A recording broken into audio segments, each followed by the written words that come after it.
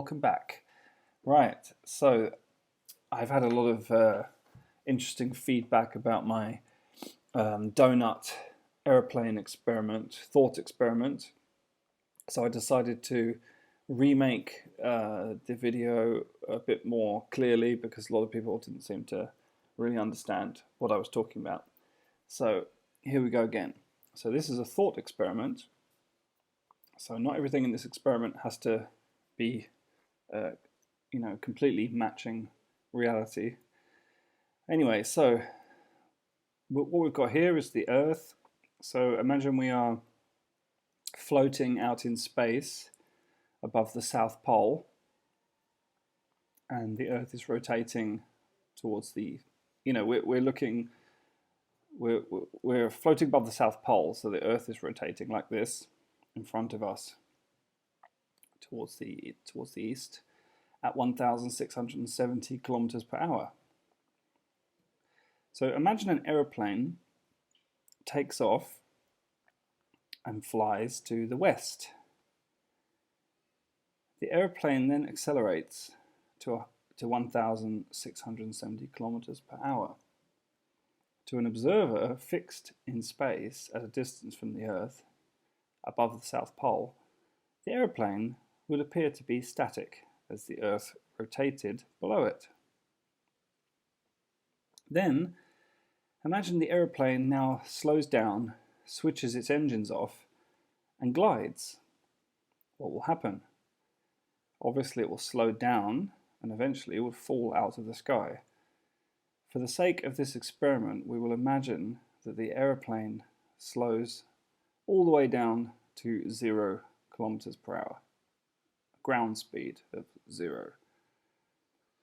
What would the outside observer see now? The observer at first would see the aeroplane starting to move backwards slightly. Then, more and more, it would go backwards until eventually the aeroplane will be moving backwards with the Earth at the same speed as the Earth, 1,670 k's an hour. Look at the picture. If the plane slowed down to 0 kilometers an hour above Egypt, for example, as it is in the picture, then the observer would see the aeroplane now moving backwards in order for it to remain above Egypt.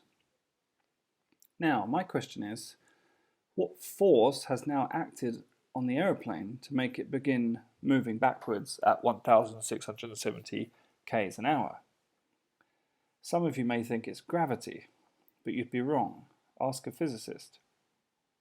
Gravity does not pull objects along a spinning trajectory. Gravity only acts downwards on the plane in the direction of the center of gravity of the Earth, which in this example would be directly down. So what force is causing the plane to move backwards at 1,670 kilometers per hour? The only possible answer is the atmosphere, or wind if you like. So we are to believe that the aeroplane that is designed to resist headwinds with its aerodynamic shape is being slowed down entirely by the wind.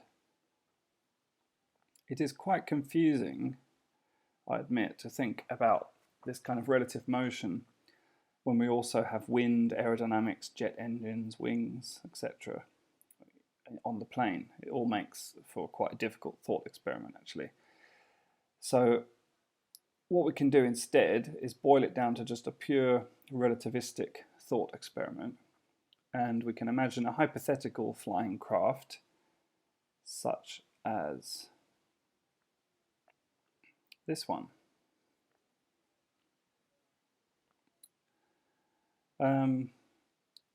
We will not speculate on its method of propulsion. Instead, we'll simply imagine that it can propel itself somehow and that it has 0 resistance to wind. Or rather, it has 100% resistance to wind, is what I mean. It has wind. It's perfectly aerodynamic, and no amount of wind can affect its position at all. Of course, this is not really possible, most likely, but it's a thought experiment, so go with it. The craft takes off at the equator, and again flies west. it accelerates to 1,670 kilometers per hour. So to an observer, such as we are, fixed in a distance from the Earth above the South Pole, the craft appears to be static as the Earth rotates below it. Then the craft slows down, switches its quantum ether thrusters off, or whatever it has. What will happen? As it is unaffected by the air around it, the only force acting on it is gravity. Therefore, it should continue moving west and also start falling to the ground slowly. If it wanted to slow to a stop and hover above a fixed point on the ground, it would need to exert a force in order for it to continue hovering in the same spot as the Earth is turning east at 1,670 km an hour. So the craft, as no air will push it along with the Earth, will need to fly east at 1,670 km an hour in order for it to appear to be hovering. So we'll actually need to, it will need to exert energy, it will need to propel itself at that speed in order for it to appear to be hovering. So the question now is, if our hypothetical UFO craft has to accelerate to 1,670 km an hour in order to hover, is it reasonable to believe that a helicopter is achieving the same thing simply by being pulled along by the air?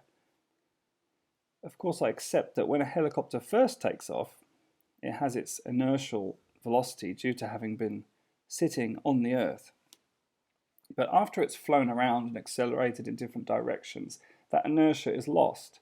Therefore, for it to hover, it can only do so by virtue of being pulled along somehow by the air. Is that a reasonable assertion? The same applies to the aeroplane. As it slows to a near zero velocity, the only way it could do so on a moving Earth would be for it to be pulled along by the Earth's atmosphere. And that influence would be the same no matter which way it was facing. This also seems unbelievable. Are we to believe that the air would act in the same way when coming head on to the plane, or from the side, or from the back? In my opinion, this thought experiment completely disproves the concept of a spinning Earth. But it is far from the only proof. Many real experiments have been done which also disprove the idea. For instance, firing 4 cannons in each of the 4 directions has been shown to propel the cannonball the exact same distance in each direction. And also, guns have been fired in the air and they land very close to the gun, which would also not be possible on a spinning ball Earth. The Mythbusters famously accidentally showed this in one of their episodes. So there you go. That's the thought experiment. Comments below.